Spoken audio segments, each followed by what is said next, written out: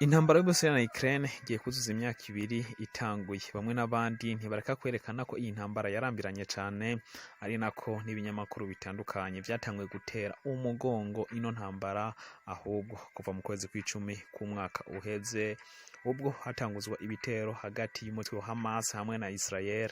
Ibinyamakuru bikaba ariyo vyatanguye kwerekeza amaso. Ese none hoba hitezwe iki muri uno mwaka twaraye dutanguye w'ibihumbi 2024, tugiye kurabira hamwe ibintu bitanu bishobora kuzotuma ino ntambara isa niyirangira muri uno mwaka, aho tuza kwibanda na cane ku mpande zose, Uburusiya na Ukraine. Wowe utaragira subscribe kuri channel YouTube yacu n'akanya keza ko kubikora kugira ngo amakuru atandukanye uze urayaronkera ku gihe. Ushobora gusangiza ino video abandi mu gihe nawe uyikunze ugafyonda like kuri ino video.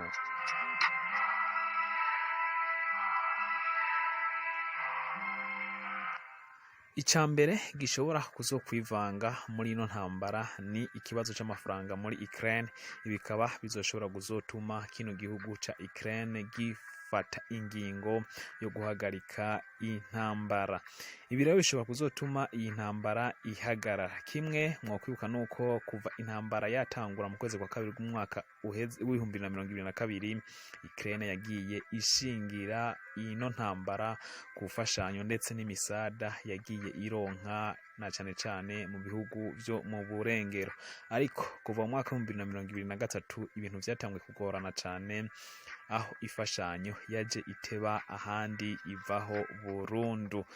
Kuba inama nshingamateka ya Amerika kuri ubu irimwo abarepublikani benshi, ndetse ikaba yaranse kuba yotanga ifashanyo ikwiye yo guha Ukraine, biri mu bituma ino ntambara ndetse na Leta Zunze Ubumwe za Amerika bisa naho itacitayeho ino ntambara.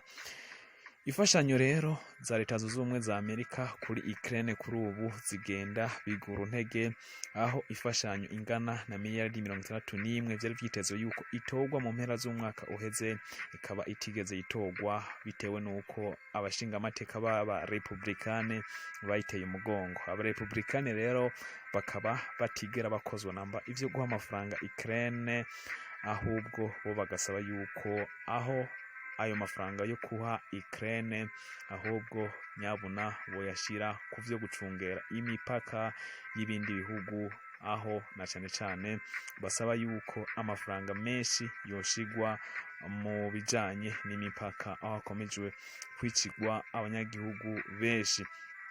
Kubw'ibi vy'ifashanyo umuntu ntiyoreka kandi kuvuga igihugu ca Hongria citambitse umugambi w'ubumwe bwa Buraya wo gutanga ifashanyo 55 zari guhabwa igihugu ca Ukraine. Bamwe n'abandi rero bakaba babona yuko Hongria bisa naho yegamiye ku ruhande rw'Uburusiya, kuri yo ibona ko ahubwo ifashanyo zihabwa igihugu ca Ukraine zituma kino gihugu gikomeza intambara, aho nyabuna boreka guha ifashanyo igihugu ca Ukraine hanyuma kigasunikirwa mu bijanye no gukora ibiganiro hagati y'Uburusiya na Ukraine, hanyuma intambara igahagarara. Ikibazo kigira kabiri gishobora kwivanga muri ino ntambara ni ibura ry'ibikoresho, ahubwo ry'ibigwanisho na cane ku gihugu ca Ukraine. Ironkwa ritevye ry'ibigwanisho i Kiev biri mu bituma iyi ntambara bisa naho yahagaze hamwe, ndetse hamwe n'ahandi bikaba bisa naho ino ntambara atantambwe iriko irategwa. Iyi ntambara bisa naho yahagaze hamwe. Mu kwezi kwa Munyonyo guheze, raporo y'ubumwe bwa Buraya yerekanye yuko neza na neza ititeze kuzoshitsa ku ntego yari yihaye yo guha ibigwanisho vya miliyoni 155 kuri Ukraine kugeza mu mwaka wa 2024 mu kwezi kwa gatatu. Bwana Zelensky aherutse kwemeza ko imvo ya mbere yatumye ibikorwa bidasanzwe vyiwe vyo kwikura ko umwasi vyari vyitezwe mu kwezi kwa gatandatu guheze biteba ari ibura ry'ibigwanisho yari yemerewe n'ibihugu vyo mu burengero. Ibi bikaba vyaje bituma ibikorwa bitagenda neza, ndetse na pra yiwe ikaba itashitse ku ntego yari yifuza. Abasirikare ba Ukraine baruka kuvugana na BBC bemeje ko kubura ibigwanisho bituma baneshwa ku rugamba bagata bakomoka. kugwanira ibice bimwe bimwe vyo kugenzura. Kuri ubu Uburusiya rero bukaba bugenzura ibice 17% vya Ukraine. Perezida Volodymyr Zelensky yemeza ko ibura ry'ibigwanisho ahabwa n'uburengero bizotuma akomeza kugwiza za drone nyinshi kugera ndetse no kuri miliyoni.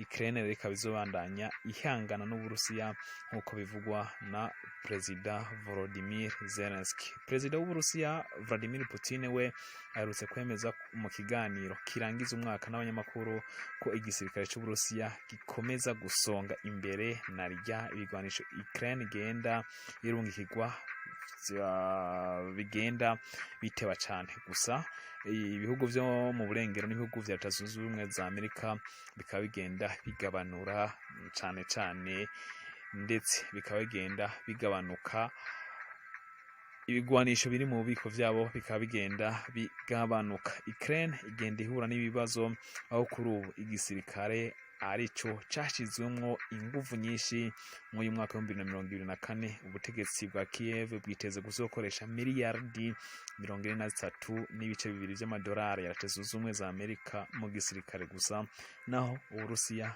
bwo bukaba bwemeza yuko buzokoresha miliyardi 112 z'amadolari ya Leta Zunze Ubumwe za Amerika. Ukraine imenyesha ko iyi ntambara yashegeje bikomeye ubutunzi, aho miliyardi 155 zose zimaze gushorwa muri iyi ntambara. Ikindi kigira gatatu citezwe mu uyu mwaka wa 2024 nuko igisirikare ca Ukraine gishobora kubura abasirikare bagwana. Gusa ibi vyo bigenda biba ku mpande zose, haba Uburusiya hamwe na Ukraine. Intambara itangura mu mwaka wa 2022 Ukraine yarafashe ingingo yuko abanyagihugu bakwije imyaka 18 no kurenga badashobora gusohoka igihugu. Ukraine yari isanzwe ifise imiliyoni 44 z'abanyagihugu, gusa kugeza kuri ubu imiliyoni 6 zose bisa naho zavuye mu vyabo. Bamwe bakaba ndetse bari hanze y'igihugu. Aha hiyongera ko impfu z'abasirikare bagiye bahura imbere mu gihugu no ku mirongo y'urugamba. Intambara igihe yatangura yari yasavye Perezida Volodymyr Zelensky ko abagabo bose bafise imyaka kuva ku 18 kugeza ku myaka 60 kutava mu gihugu. Gusa ibi kubera kubura abasirikare benshi ku rugamba, Ukraine biciye ku mushikiranganje wo kwivuna abansi Rustem Umerov asaba ko abanyagihugu bari hanze bonyaruka nyabuna kugwana no kugwanira igihugu cabo. Ibihumbi vy'abanyagihugu bafise imyaka yo kugwana bisa nkaho baciye mu ryahomye igisirikare bagenda hanze y'igihugu, ntibashaka namba kongera kugaruka imbere mu gihugu. Estonia yo iherutse kwemeza ko igiye gupakira bamwe mu banyagihugu ba Ukraine bafise imyaka yo kugwana kuja muri Ukraine kugwanira igihugu cabo. Ku rundi ruhande Uburusiya nabwo ntibwemera namba nabo yuko abasirikare bagenda babura, naho akaba bafise igice kinini cyane cy'abanyagihugu naho nyene bapfiriye ku rugamba. Kuva intambara yatangura muri Ukraine, igisirikare cy'Uburusiya cakoze naco mobilisation kugira baronka abasirikare benshi, ariko naho vyagenze uko ntivyabujije ko bamwe bakomoka kuko batashaka kugwanira igihugu cabo. Ibi vyiyongera ko naho abasirikare bagwana mu gihugu ndetse bagwanira n'igihugu bagenda bahura n'impfu, na cyane cyane abasirikare bagwanira mu kirere. Leta Zunze Ubumwe za Amerika zivuga ko intambara kuva yatangura abasirikare bashika ibihumbi 115 ibihumbi 315 bamaze gukomereka cyangwa gupfira ku rugamba, na cyane cyane mu gihugu c'Uburusiya, aho raporo yashizwe hanze imenyesha yuko kuva mu mpera z'ukwezi kwa 12 mu mwaka wa 2023 abasirikare bashika ibihumbi 315 aribo bashobora kuba bamaze gukomerekera canke se gupfira ku rugamba. BBC yo iherutse kwemeza ko abasirikare bashika ibihumbi 40 b'Uburusiya aribo bashobora kuba bamaze gupfira ku rugamba. Uburusiya bwo ntaworeka kwemeza yuko nk'uko perezida Vladimir Putin yavyemeje yuko atayindi mobilisation izosubira gukorwa na cane cane imbere mu gihugu kugira ngo barondere abandi basirikare baza kugwanira igihugu. Kimwe mu bindi bishobora gushika muri mwaka wa 2024 nuko ibihugu vyo mu burengero bisa n'ivyarambiwe n'iyi ntambara. Ibi ngo nivyo biriko bihangayikisha cane, bimwe biboneka imfashanyo ziza izindi ntizize. Igihe amatora aheruka mu Buholandi na Slovakia ni amwe muyo yoshingirwaho yemeza ko iyi ntambara yarambiranye, aho n'abanyagihugu b'imbere mu bihugu vya Buraya bisa naho basaba impinduka kugira ngo ino ntambara ishobore guhagarara. Slovakia iherutse kwemeza ko kuvanaho ifashanyo ya gisirikare yahora iha Ukraine, naho Ubuholandi bwo bushobora kutazorungika indege za F-16 zari zaremewe. Ikindi giteye ubwoba cyane Ukraine n'abayifasha n'amatora y'umukuru w'igihugu yitezwe cyane muri Leta Zunze Ubumwe za Amerika, aho Donald Trump ataretse gushimangira ko natogwa intambara ishobora gucihagarara vuba bwangu narijya nk'uko yavyemeje mu masaha 28 gusa. Ibi ubwavyo bigasa n'ibiteye ubwoba cyane Ukraine, aho bifata Donald Trump yuko ashobora kubangamira imigambi yayo, aho ngo ashobora kuzofuta ifashanyo zose.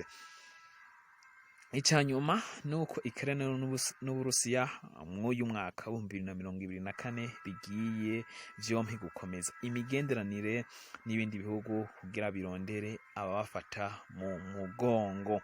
Sergei Lavrov, umushikiranganji w'imigenderanire w'Uburusiya, yagendeye Afrika inshuro zine zose n'ibihugu 14 mu mwaka uheze ku mugabane wa Afrika, ari nako bisa naho ataco vyayibwiye mu bijanye n'iyi ntambara. Igihugu umugabane wa Afrika bisa naho ataco vyigeze bibwirwa n'iyi ntambara. Ibi bikaba vyabaye nk'intsinzi y'Uburusiya na cane cane kuri uyu mugabane.